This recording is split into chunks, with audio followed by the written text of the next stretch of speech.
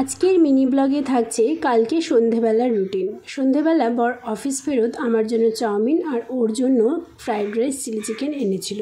সেটা খেয়ে যেহেতু বৃষ্টি হচ্ছে একটুখানি কফি খেতে মন চাইলো, তাই একটু কফি বানালাম। বর আবার খায় না কফি, তাই বরের জন্য একটু আলাদা করে চা খেলাম। বৃষ্টির দিনে শীতকালে চা কফি খেতে বেশ ভালোই লাগে। আজকে রাতে হবে চিলি চিকেন আর সেটা করবে বর। মোবাইল দেখতে দেখতে বর চিলি চিকেন বসিয়ে দিয়েছিল তো রান্নাঘরে, কিন্তু রান্নাঘরে করতে পারলো না। তোমরা তো জানোই হয়তো যে গ্যাসটার ফ্লেমটা খুব কমে গেছে। তারপরে সেইটা সব কিছু নিয়ে আবার নিচে চলে আসলো ইন্ডাকশানে করতে।